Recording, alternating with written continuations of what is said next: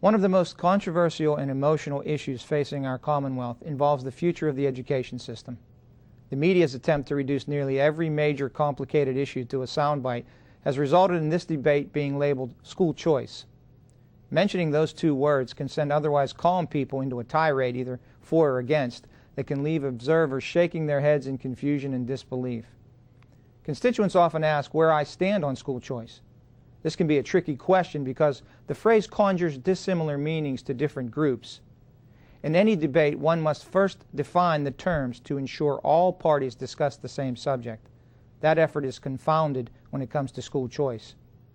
Across the country, I know of nearly 20 quite different programs that can be classified as a form of school choice. Let's discuss just a few variations to provide clarification. To some, school choice means parents should be able to choose whether to send their children to a charter school. Most citizens don't realize that charter schools are public schools and have achieved great success.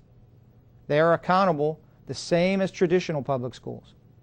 I still hear a lot of myths concerning charters, but we must tackle that through educating the public. Right here in Pittsburgh, I toured the Urban Pathways Charter School, which follows all the same accountability regulations as traditional public schools. With a student body of 98% minority students, most of whom qualify for the reduced lunch program, the school produced an output last year of 100% of their seniors graduating and going on to college. By the way, Urban Pathways accomplished this at a fraction of the cost of traditional public schools. Oh, one more item. It has never turned away a special needs student. I talked with parents, teachers, students, and administrators and remain quite impressed with this incredible outcome. Opponents constantly insist that charters drain needed funds from public schools. They fail to mention that for every charter school student, 30 to 40% of the money remains in the home school district to cover overhead. So, for example, if it costs a school district $10,000 to educate a child, $6,000 follows the student to the charter school and $4,000 remains in the home district. If 10 children transfer to charter school, the home district has 10 less students to educate and $40,000 more to spread among the remaining students. You can see the fact is, charter schools actually add money to the per-person cost of educating a child in the home district. Also remember that charter schools face the highest accountability standard, parental choice. Traditional public schools need to face the same standard. To others, school choice means attending cyber schools. While internet-based cyber school may not be for every student, it certainly provides a segment of the population a viable alternative. Having witnessed the curriculum and safeguards currently in place, public sentiment indicates cyber school is an option that will grow over time.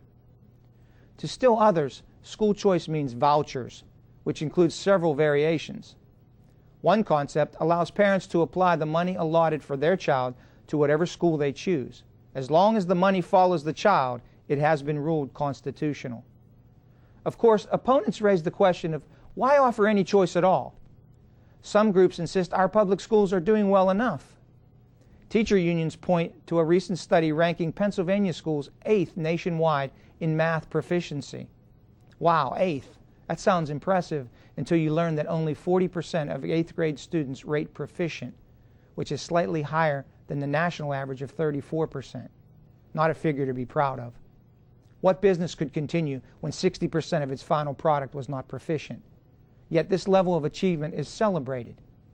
Even worse, when compared globally, we lag far behind our competitive counterparts, 29th to be exact. Economic successes like Singapore, South Korea, and Hong Kong are far ahead, but even countries like Slovenia and Estonia beat our kids in math, while we stay just a step ahead of Slovakia and Poland. Within Pennsylvania, we suffer great disparity in math scores. Considering that 60% of students are not proficient in math statewide is truly alarming, but if you look at the city of Philadelphia, that number soars to 82%, which is less than most of the third world. We all benefit from school choice, as defined in the examples above. Students, parents, teachers, and taxpayers benefit from competition. Traditional school representatives have emphasized that they are not afraid to compete, and that is good. But lowering the standard of what we deem acceptable is not the answer. In some cases, we may be forced to consider changing the very paradigm we have operated under for decades. Taxpayers refuse to continue funding a system that produces marginal output at great cost, especially when more effective alternatives are available. The legislature will be examining ways to improve our schools, insert competition, and offer choices to empower parents. There's an old saying, in government, the difficulty lies not so much in developing new ideas as in escaping old ones. We all need to welcome new ideas that will enhance our ability to fully educate the children of Pennsylvania. Thank you.